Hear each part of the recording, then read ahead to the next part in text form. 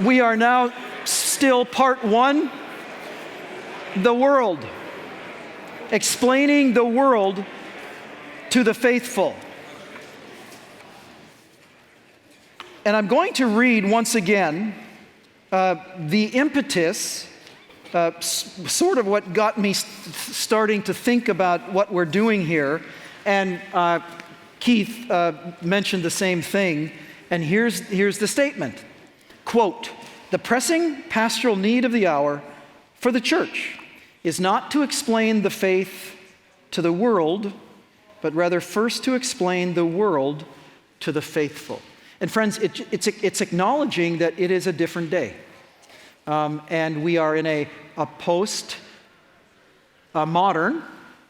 and an increasingly post-Christian. We're not there, but it's an increasingly secular, and that's just the nature of the day in which we live. And so that was the impetus of what we're doing. Part one, the world, explaining the world to the faithful. And we have Carl Trueman with us, who will address the subject of the world and life view of the world. The world and life view of the world. Typically, the world and life view is a biblical worldview. That's our mindset. And we've asked Carl to do the world and life view of the world, which is the modern self. Now, we're thankful that Dr. Carl Trueman is able to be with us, even though through a means of video. He will join us live after the video recording that we will hear him. He is speaking to us. It has been recorded. And then he will join us live for Q&A after his message. The world and life view of the world, the modern self. Now, Dr. Trueman serves as professor of biblical and religious studies, Grove City College, Grove City, Pennsylvania. He has served in this role since 2018. Previously, he served as a faculty member at the Universities of Nottingham and Aberdeen in the UK and Westminster Theological Seminary, and had been there for, who's the WTS? Okay. How about Ted's? Okay, yeah, just, we needed, he asked for it, I think. At Westminster and now at Grove City. He's ordained in the OPC, Orthodox Presbyterian Church. You might know, if you know some history, that was founded by J. Gresham Machen. And some history behind that, but he's ordained there, and he served as a pastor from 2012 to 2018 of the Cornerstone Presbyterian Church, OPC, in Ambler, Pennsylvania. He contributes regularly to First Things and co-hosts the Mortification of Spin podcast. His areas of research are the Reformation, the nature of doctrinal development within the Christian church, and the rise and impact of modern notions of selfhood on contemporary culture. His book, The Rise and Triumph of the Modern Self, Cultural Amnesia, Expressive Individualism, and the Road to Sexual Revolution, has been really pretty profound in its assessment, its scope, its sweep of articulating how we have arrived where we are. He has written a number of books, that being one of them, and a shorter version of that entitled Strange New World, How Thinkers and Activists Redefined Identity and Sparked the Sexual Revolution.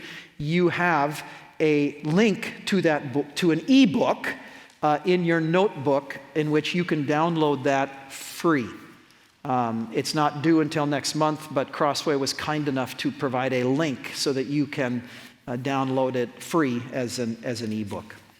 As we prepare to hear Dr. Trueman, let me open us in a word of prayer. Father, thank you again for where we are. Thank you for the privilege we have of thinking about and pondering and processing and praying over, in the context of worship, these important matters for our own lives and the lives of the people in the church. and Lord, for us to understand the world that we are in, but not of the world. Thank you for Dr. Plummer, who was able to help us to understand some of at least the defeater beliefs, what it means, and an implication, at least particularly in one of them. And Lord, we pray now for Dr. Trueman as he speaks to us, helps us to understand this important issue of the modern self, the world and life view of the world.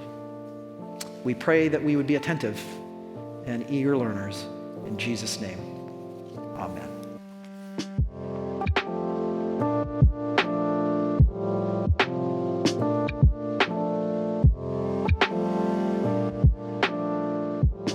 It's a pleasure to be with you all this afternoon. I hope to be with you live later on to do a Q&A. I want to start by thanking you all for inviting me to speak, and thank you also for the interest you've shown in my work. I'm very encouraged to know that the book I wrote on the human self is proving helpful to people, particularly to pastors and those who are at the front line of the human cost of the era of identity politics and sexual revolution through which we are living. What I want to do this afternoon is offer just a thin slice of my argument in that book, touching on really one of the key issues, and that is, how is it that sexual desire, or desire in general, but sexual desire in particular, has become so central to human identity? It's interesting that the German philosopher Rüdiger Safransky refers to the notion that sex is identity, that sexual desire is identity, is the great fiction of our contemporary era, that it is the thing that is most false about the time in which we live. And you as pastors and myself as a college professor, we're acutely aware of how that is the case, and how much confusion and how much damage has been sown by that. So what I want to trace today is a genealogy, really, of how desire becomes identity, then how sexual desire becomes identity, and finally, I want to offer some biblical reflections to see how that tracks with aspects of the biblical narrative, and throw out some thoughts as to how the church might respond. I make no claim whatsoever to be able to articulate a particularly profound policy for the church in this. I can simply offer a few thoughtful suggestions that will hopefully provoke you, stimulate you to think about how you might address the situation in your own particular context. So let's turn to the narrative then. First thing I want to do is reflect upon how desire becomes identity. Well, to lay some sort of general background, my basic thesis is this: that desire as identity is a specific function of the kind of selves that we now imagine ourselves to be. The normative notion of the self, the normative notion of thinking about what it means to be a human being, might be summed up by saying that today we all think of ourselves as expressive individuals. Expressive individualism characterizes our world, characterizes the way we think about ourselves and the way we imagine ourselves to be in the circumstances in which we find ourselves.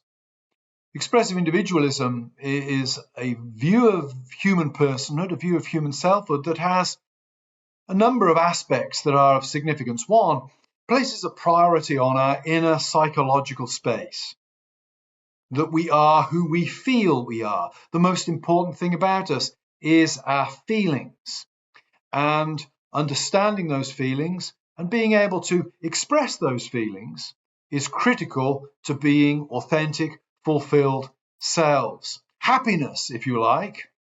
Happiness is the key. Psychological happiness is the key to human flourishing. It's the key to living the good life. It's the key to being fulfilled. Whereas, for example, for my grandfather's generation, perhaps being fulfilled meant putting shoes on his children's feet, putting bread on the table. For my generation, and the generations younger than me, it means feeling happy, feeling psychologically content, feeling, we might say, well-adjusted. Those are the things that constitute our happiness and our flourishing. And this has an impact on the way we relate to the world and to others around us. It tilts us, it points us, it makes us tend towards seeing other people and other things, particularly other people, in, I would say, an adversarial light. Other people function best, first and foremost, when I'm persuaded that they will make me feel happier. In other words, when I meet somebody, when I strike up a conversation with somebody, when I start a relationship with somebody, the key thing in my mind is, will this person make me feel happier? And that has a kind of adversarial feel. The idea that, well, other people might always potentially be a threat to my happiness. My individual happiness, my individual satisfaction, that's the key thing.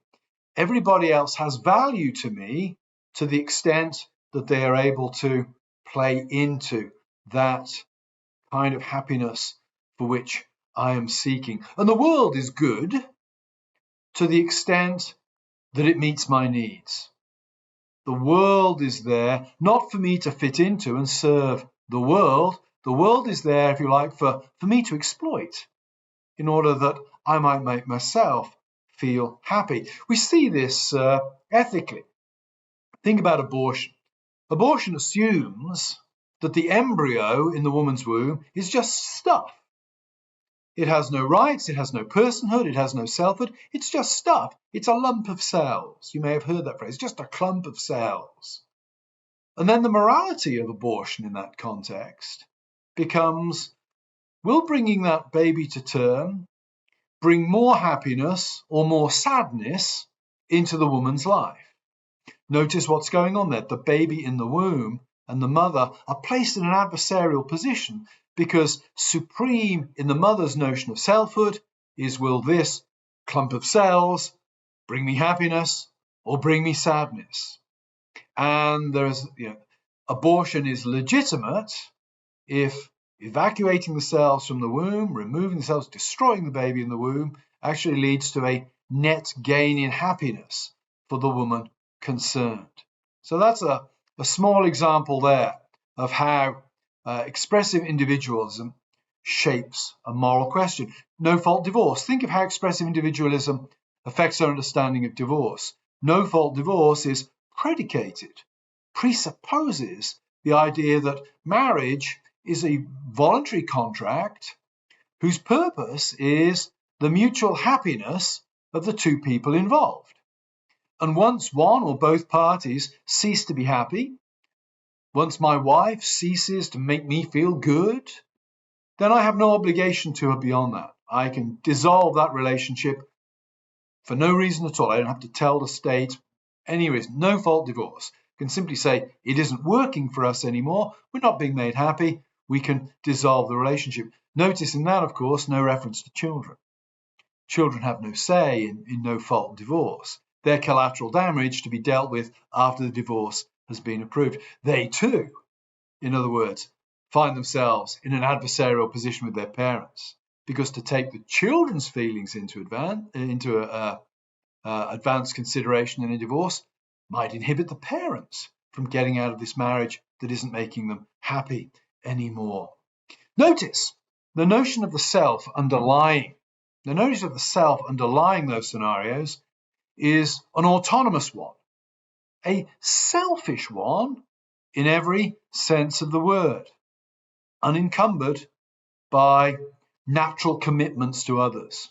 The self is assumed to be naturally free, naturally independent, and to enter into relationships only to the extent that those relationships make the self feel good about itself.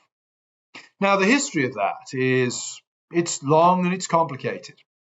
It's rooted in part in the crisis of external and institutional authority at the Reformation. The Reformation, as it breaks down traditional authority structures in Europe, places a huge amount of responsibility on the shoulders of the individual. The individual starts to emerge as the single most important unit in society at that point. And that's followed by what is often called by intellectual historians the inward turn, an increasing focus on inward psychology. We see it from the point of view of epistemology. How do we know things? In the work of somebody like Descartes. Descartes is the one who goes inward to find out, is there anything I can be certain of? Well, thought, doubt. My doubt means that I have to be certain of my own existence. Notice he's moved inwards. He doesn't find certainty by looking outward to the authority of the church or even to the stability of the material universe. He looks inward to his own psychology and realizes, if I doubt, then I'm conscious of doubting. And if I'm conscious of doubting, then I must exist. We also find it manifesting itself in political form. Think of Rousseau and his notion of the noble savage, the idea that man is born free and everywhere is in chains, and all relationships are contractual and voluntary, therefore. It's complete nonsense, of course. No man is born free, no woman is born free. We are born absolutely in chains, completely dependent upon others, upon our parents, or upon who's ever standing in the place of our parents for our survival, for being fed. If a woman gives birth to a child and leaves him in the woods, the child is dead, probably within 48, 72 hours. Hypothermia, dehydration, killed by wild animals. We are born not free, but very, very dependent. Just because an idea is false, though, doesn't mean it isn't appealing enough to us for us to try to build whole philosophies of life and whole societies upon it. That is the case with Rousseau. We might think of Locke. How does Locke define human beings? Really in terms of inalienable rights. We as individuals have rights, and there's much to be said for that. I think we do have rights as individuals, but we also have responsibilities.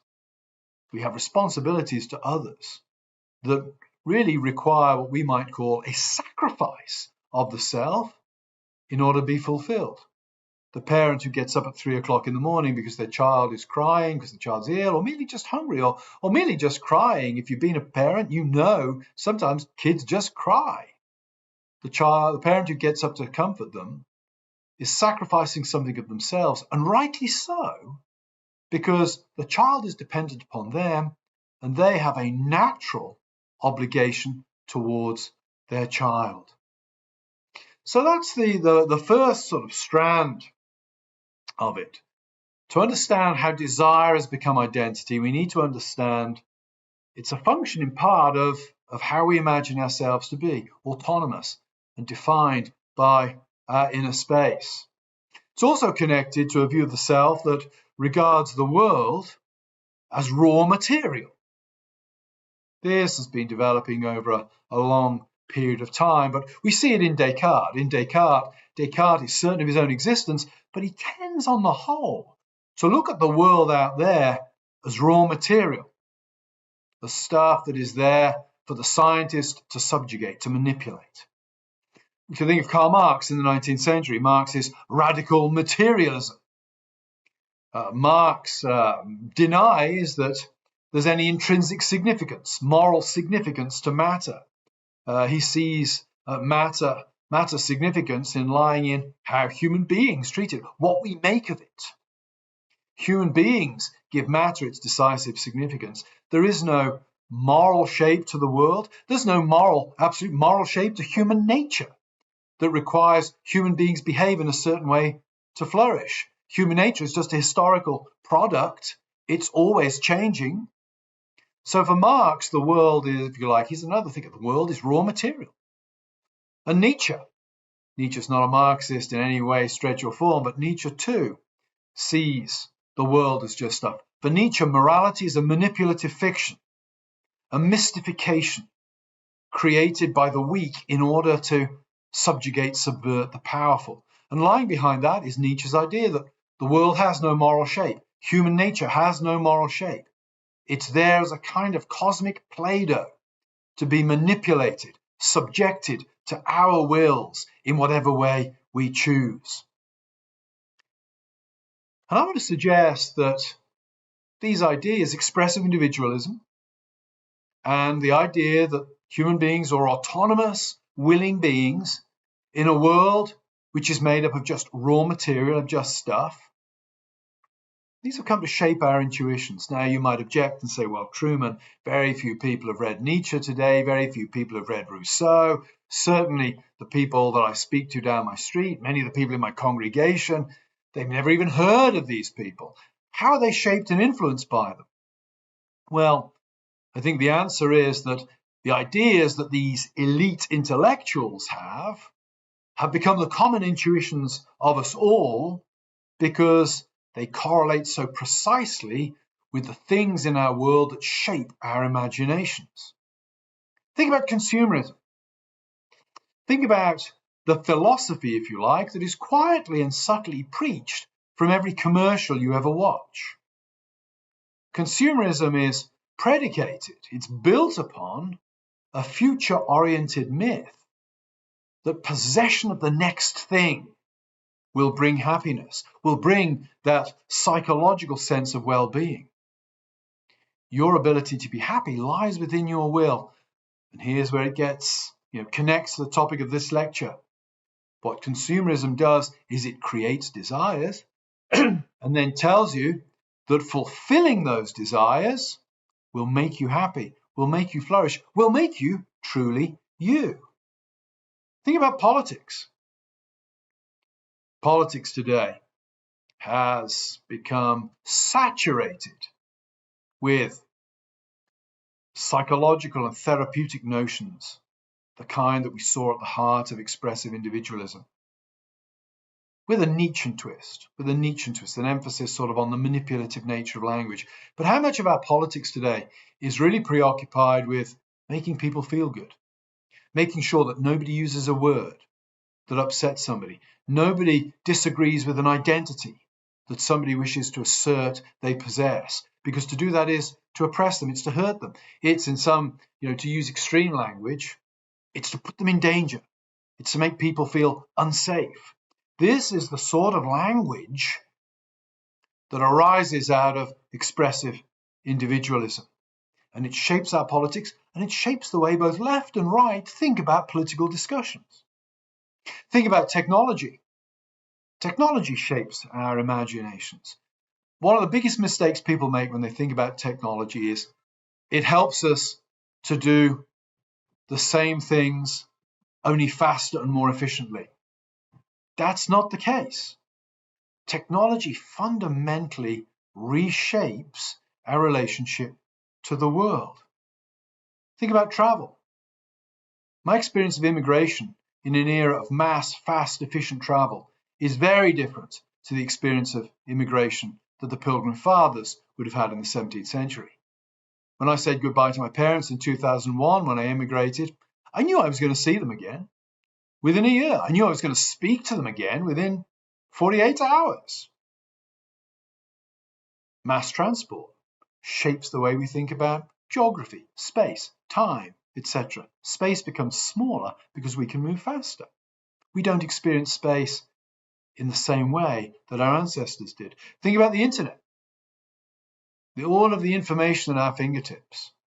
We no longer have to go to libraries. We no longer have to wait to learn things. We can get it instantly. We no longer have to wait for the news program in the evening to find out what's going on in the world. We no longer have to call our financial advisors to see how our pension funds are going. Our experience of the world has been fundamentally transformed by technology. Think of music. 200 years ago, to experience music, it had to be live. You had to be there, and you either had to be producing it or in the presence of somebody who was producing it. Now we experience music primarily as an individual activity. I drive to work and I listen to music. I put my headphones on. I listen to music privately, by myself. The experience of music, the way I imagine music, is now very different to the way it was. Think about abortion. Abortion is absolutely dependent upon the technological revolution. Think about transgenderism. It's only because technology says that a man can become a woman and offers us hormones and surgeries that make it look as if it might happen, that it becomes plausible, that it gains ground. 100 years ago, if he'd gone to your doctor and said, I'm a woman trapped in a man's body, he'd have had no choice other than to say, it's a problem with your mind, we need to treat your mind. Now he can pump you full of hormones, subject you to surgery. Now he can gerrymander your hormonal makeup or your physical makeup in a way that makes transgenderism plausible. As my friend Michael Hanby, Catholic philosopher, says, the technological revolution has made possible the sexual revolution. In fact, the sexual revolution is only possible because of the technological revolution. And technology, of course, reinforces that idea that the world is raw material to be shaped according to our wills, not simply physically, but morally too. For example, think of traditional sexual morality.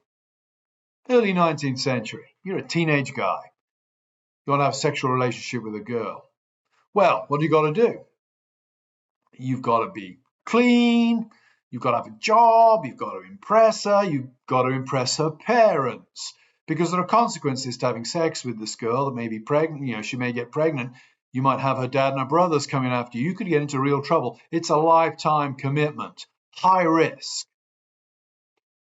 Once you introduce contraception, abortion, antibiotics to deal with unfortunate diseases, it becomes more plausible to be promiscuous. It becomes more plausible to think of sex as a recreational activity, where the consequences of breaking the rules are dramatic and virtually unavoidable.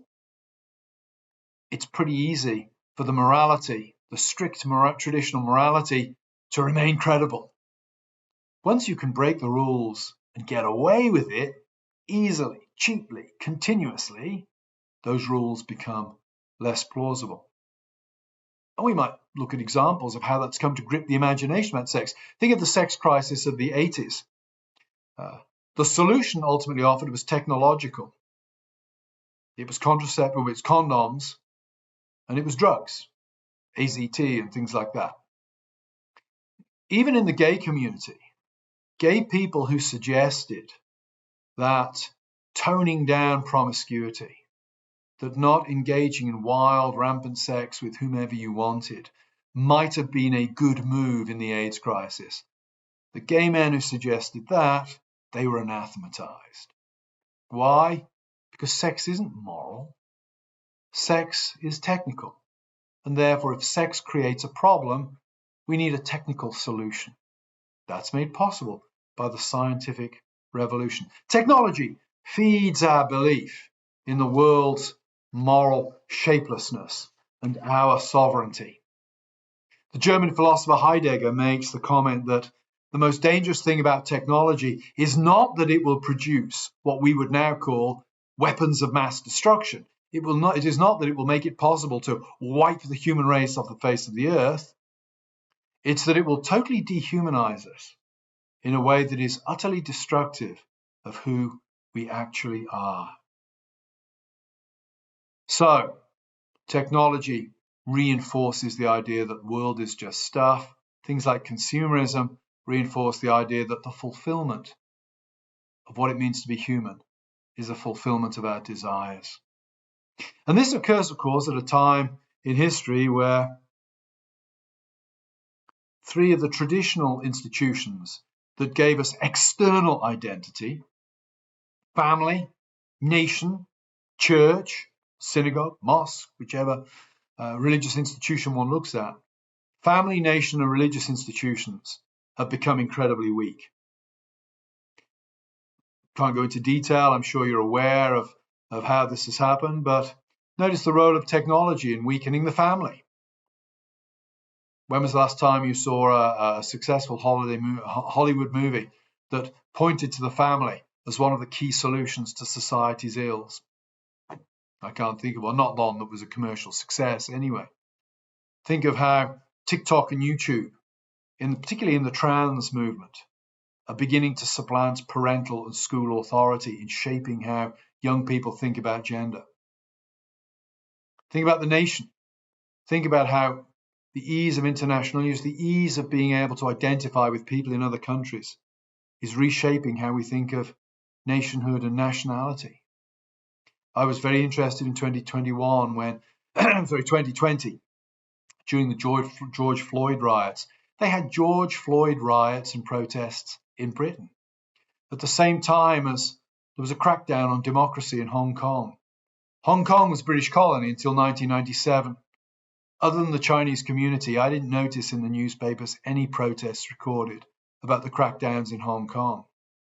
George Floyd gripped the imagination of the British people more thoroughly than Hong Kong did. Why? Because his story was there and accessible on the internet in a dramatic way, in a way that Hong Kong was old news. Technology, reshaping how people think about their identity relative to their nation and the history of their nation.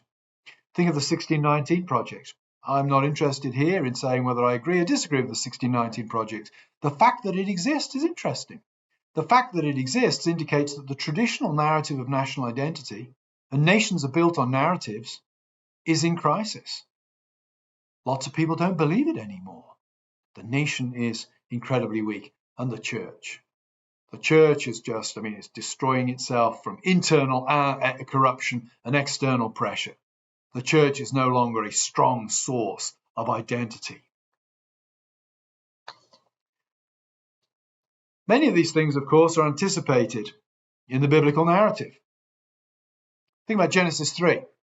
Think about the fall. Think about the way Eve's psychology is described in the fall. So when the woman, we're told, saw that the tree was good for food and that it was a delight to the eyes, and that the tree was to be desired to make one wise, she took of its fruit and ate. And she also gave some to her husband who was with her, and he ate. It's a story with which we're very familiar. What's interesting is that some of the things that I've talked about so far in this lecture can be found in that particular passage. The fall is characterized by three things, I think. Eve's reasoning is characterized by three things. Firstly, it's characterized by what I would call a focus on aesthetics, outward appearance. It looks beautiful. Her desire was stimulated, driven, motivated by the beautiful look of the fruit. Outward appearance gripped her imagination. God had spoken to her by words. Words come through the ear. She is mesmerized by the look. Secondly, notice that technical ability drives moral possibility. She can reach out and take the fruit because she does. So why should she not? She's able to do this. Say when she can eat from any other tree of the garden. Why shouldn't she do this? Well, that's when the third thing kicks in. She views the created world as being there for her personal benefit, as having no moral shape at this point, but as serving her own psychological feeling, her own mental well-being. It's going to fill her belly. She's going to feel good. She's going to feel like God. That's what the serpent tells her. And so she reaches out, and the language is very strong, of course. She takes. And notice, I would say that we could recast that in the language of my argument today and say, what she's doing here is asserting an identity. Asserting a different identity, the one that God given her, for sure, but asserting an identity. Her desire and then action deny the objective moral shape of the universe. She will decide what is moral based on her needs. Her desire and action assert her own sovereign freedom. She is free. God's command is a chain, stopping her from being herself. In asserting her freedom, in reaching out and taking the fruit, she asserts herself as an autonomous, free individual. That's very different from the being that she has been created as by God, a being dependent upon him and subject to the moral shape of the world in which he has placed her. He's given her a special status, but she will flourish in God's world by knowing that status and acting accordingly. She's not having any of that. She will assert her freedom at this point. She, thirdly, has become the one who is arbiter of good and evil. We might say Eve has become God in Eve's universe. And isn't that expressive individualism? The expressive individual considers themselves to be God in their universe. The transgender person is God in their universe. I am God in my own universe, to the extent that I allow my view of reality to be driven and shaped by my desires, and my actions to be shaped by my desires.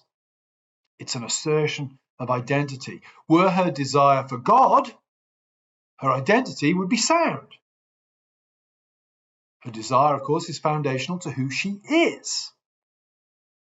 And if her desire was for God, then her desire and her actions built thereon would be sound relative to who she really is. Instead, she's breaking that. Her loss of the sense of being made in the image of God makes everything else into an object.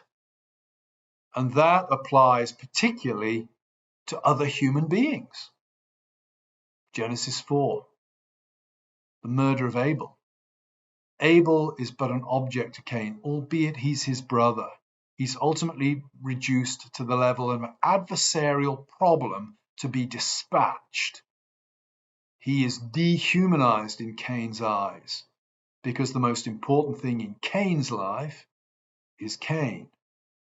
Again, think of how much of our world trains us to think of that. Think of pornography. What is pornography? Pornography teaches us to think of that act which was to be a unique bond between man and woman, marking off a unique relationship between this man and this woman.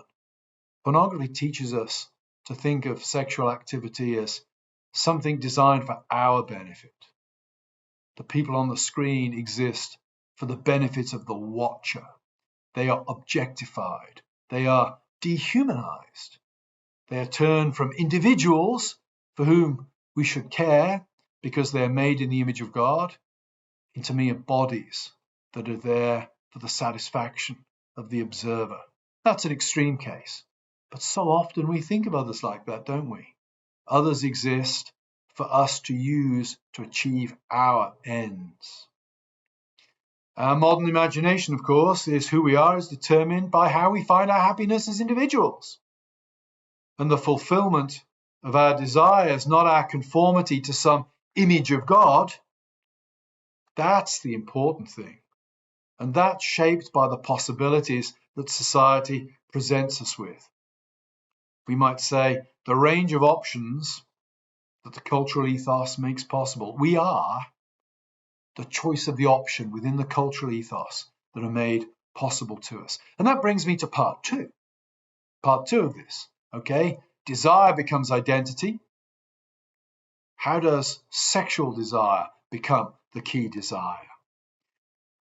Well, again, there is a genealogy here. There's a narrative. We could look at Marquis de Sade. We could look at Oscar Wilde. We could look at Sigmund Freud. Freud is the key man. Freud is the man who expresses the idea that human beings are fundamentally sexual in scientific idiom that's very, very plausible in the modern age. And he's the man who sees us as always driven by our sexual desires, shaped by our sexual desires from infancy. In other words, sexual desire becomes who we are, and sex moves to a point of identity. Sex, in ancient Greece, lots of homosexual sex went on. Nobody thought of themselves as gay because sex was something you did. Now, sex is something you are. If a young person goes to their parents and says, "Dad, I think I'm gay," that young person may not have had any sexual experience whatsoever. They're talking about their desires. They're talking about the direction, the orientation of their sexual desires. Sex has become identity. Again, very few people read Freud, but think about commercials. Commercials are built upon desire, not utility. We don't even sell soap powder on the basis strictly of utility today. We sell soap powder on the basis of the attractive people who happen to be using that brand, who have perfect families. We don't sell cars on the basis of fuel efficiency, unless we can also sell them on the basis of looking cool, buying into a certain kind of desirable lifestyle. And incidentally, the modern commercial industry, one of the early pioneers of the modern commercial industry was a man called Edward Bernays, who was Sigmund Freud's sister's son. He was the nephew of Sigmund Freud, who applied Sigmund Freud's ideas about psychology and desire to selling stuff. It works. We'd much rather buy something because it fulfills a desire than it meets some kind of utilitarian need. And therefore, commercials teach us, train us, create desires, offer the promise of satisfying desires. And many of them are sexual, of course. Buy this car and you'll be successful with women. Buy this product and you will look so cool. Buy this product, you will become more desirable to others, and therefore you will be able to fulfill your desires. And then there's the mainstreaming of pornography. Already talked about that a bit. I say pornography in some ways is an extreme example of expressive individualism, where the other person is reduced to an object for me to use for my own pleasure. And the same applies to the hookup culture. What is the hookup culture? The hookup culture is not interested really in a long-term sacrificial relationship with the other person. Hookup culture is connected to the immediate satisfaction of my sexual desires. Politics, of course, has bought into this since the 1930s. There's been a move on the left to see oppression, not so much in economic categories as it would have been for my grandfather, where oppression was not being able to get a job, not being paid fairly for the job you did. Oppression has become more and more repression, not being able to express yourself specifically in sexual ways. That's why from the late 1960s onwards, the gay movement, now the Lgbtq movement, has become so powerful, because inhibiting people's sexual activity, having strict sexual codes, those aren't codes about behavior anymore. They're codes about identity, about who you are and are not allowed to be. And all of these things in our culture, I think, play to an anthropological truth that we really find. We find it in world literature, we find it in the Bible. And that's sexual desire is a powerful part of what human beings are. Think about world literature. Think about the Iliad. What is the Iliad? The Iliad is an epic poem about a guy who runs off with another guy's wife because he can't control his sexual appetites, and it leads to a 10-year war and major heroic conflict outside the city of Troy. So much of the world's literature is preoccupied with sexual desire. Anna Karenina, that great 19th century novel, great example of that. If we're honest, human beings tilt towards the erotic. Well, why? Well, I'd want to say the Bible provides an answer to that. The image of God. Well, who is God? God is, in his very being, fruitful and creative. He eternally generates the Son. The Spirit eternally proceeds. God is, in his own being, dynamic, fruitfulness. In creation, God is the creator God. He creates. Human beings made in the image of God, we are creative. And the way we are most creative is the miracle of bringing new life into the world. Via, of course, it had prior to technology, which had to be done the old-fashioned way, by sexual intercourse. Our sexual desires, I think, connect to us being made in the image of God. That's one of the reasons why they're so powerful. And in a fallen world, it's why they're so powerfully disordered. The biggest marring of the image of God is surely the marring of the relationship between the man and the woman and the sexual dynamics of that relationship.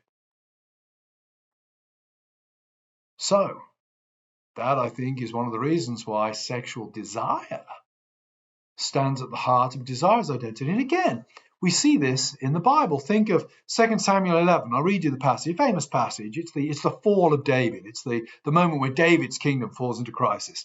It happened late one afternoon when David arose from his couch and was walking on the roof of the king's house, that he saw from the roof a woman bathing.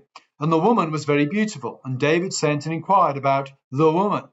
And one said, "Is not this Bathsheba, the daughter of Eliam, the wife of Uriah the Hittite?" So David sent messengers and took her. And she came to him, and he lay with her. Now she had been purifying herself from her uncleanness. Then she returned to her house. And the woman conceived, and she sent and told David, "I'm pregnant." Very, very famous story. Notice some of the dynamics of this story. Notice the role of aesthetics. He saw that she was very beautiful, and he took her.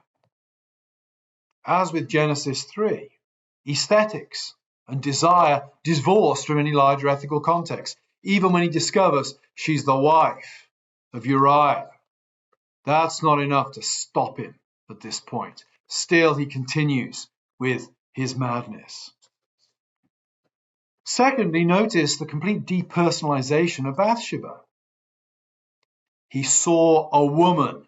The woman was very beautiful. He inquired about the woman. The woman conceived. She's an object to him. The writer is trying to make the point that any beautiful woman will do. She's just a beautiful woman who happens to be married to somebody else, making her perhaps even more desirable. David's not interested in her in a person, as an individual. She's a woman, a beautiful woman. She's an object to him. She has no personal identity.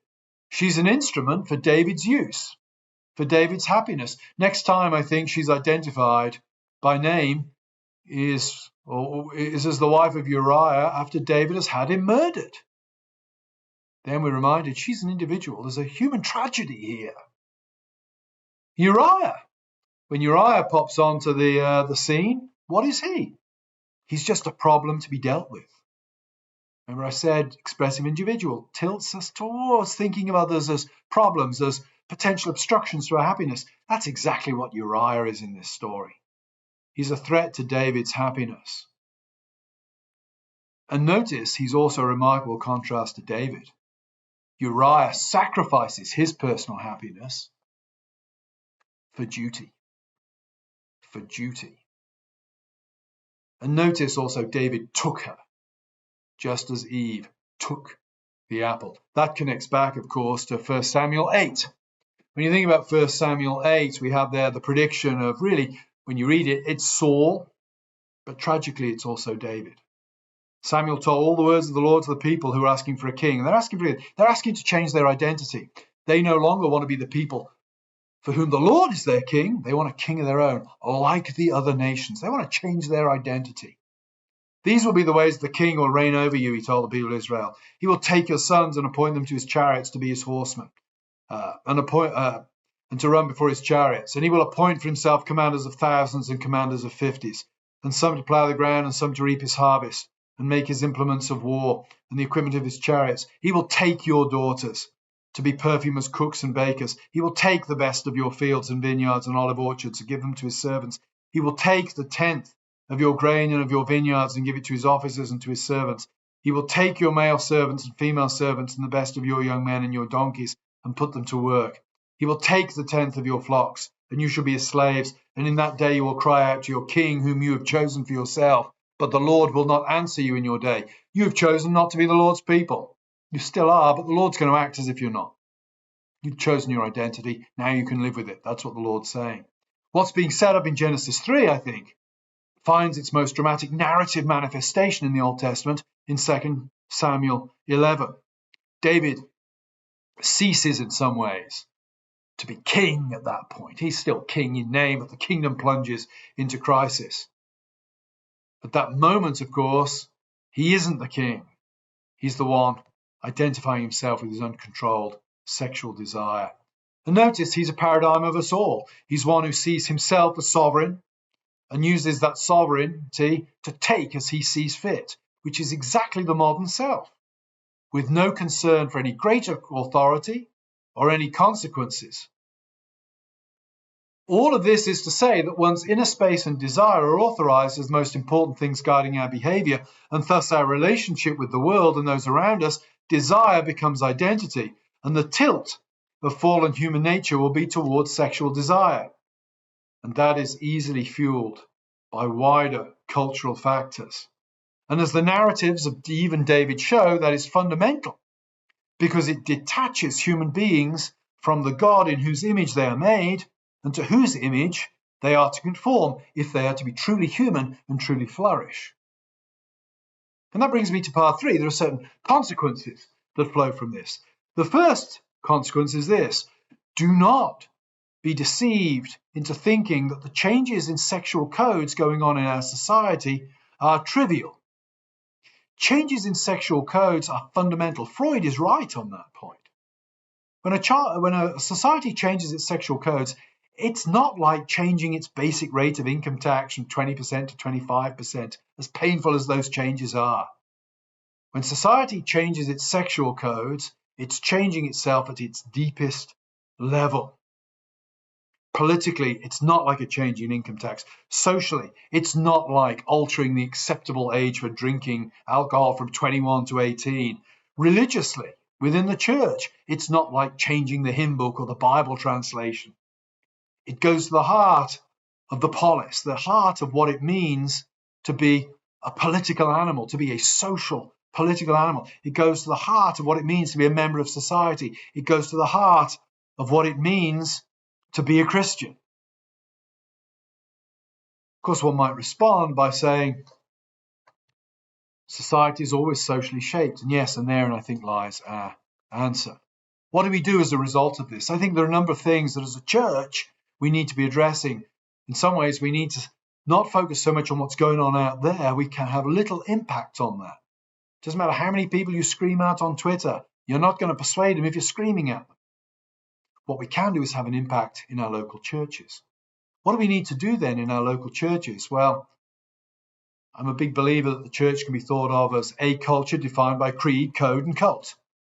Let's do creed first. Creed, we need to make sure that our people are taught the whole counsel of God. We need to be taught a solid doctrine of creation. I'm not talking so much here about the timetabling of creation. I mean what it means for human beings to be created in the image of God. What joys and freedoms that brings, what obligations it brings in its wake, how it makes us not free and autonomous, but those who have obligations to God and to others made in his image. Catechesis, and a thorough catechizing in a doctrine of creation, means that we don't have to produce answers to every specific problem that pops up. In my circles, in Presbyterian circles, occasionally I'll hear, do we need a chapter in the Westminster Confession on gay marriage? No, because the Westminster Confession is very clear in its positive teaching of marriage. We might need a denominational paper helping pastors think through the issue here and now, but gay marriage is excluded by the positive teaching on marriage in the Westminster Confession. If you teach people what marriage is, then it's obvious to them, or should be obvious to them, what it is not. Liturgical. We need to make sure that our worship services, the cult part of creed, code, cult, teaches us what it means, reflects what it means, enacts what it means to be human beings made in the image of God. We should sing songs that speak of our experience, real experience on earth, and connected to our dependence upon God as our creator. To sing of the fall and of the redemption and of the consummation to come. We need to make sure that our liturgy reinforces among congregants our identity as Christians. One might say it's not just the preaching that should give the gospel. The rhythm of the service should give the gospel as well. The very movement of the service should be reminding us ritually of who we are. And community. We need to focus on the community in which we live in. If the identity is socially formed, then the societies we belong to, the little local societies, primarily the church we belong to, is critical. That a strong church community will give us a strong Christian identity. We should have a church where strong marriages are obvious, where young people witness strong functional marriages, where they realize that sexual codes are there for a reason, that they're not there to inhibit human happiness, but to enhance and promote human happiness and well-being. The communities in which we belong, the church community, needs to be alive and vibrant and embody and take seriously biblical teaching on these issues. I want to end with a quotation, actually not from a Presbyterian and not from an evangelical free churcher, but oddly enough from a Russian Orthodox thinker, a man called Sergei Bulgakov. Bulgakov, in the foreword to his great work of Christology, the Lamb of God, draws on the image of Genesis 3 when he's thinking about the world in which he lives.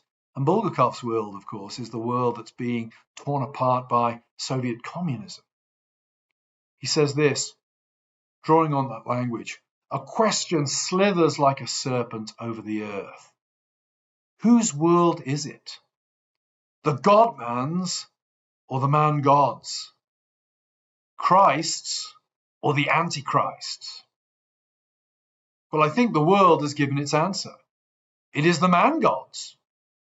Man is the measure of all things. Man can bend this world to his will because it is just stuff. The challenge for the church, by its teaching, by its worship, and by its way of life, is to show her people first and the world second that it is the God-man's. Thank you.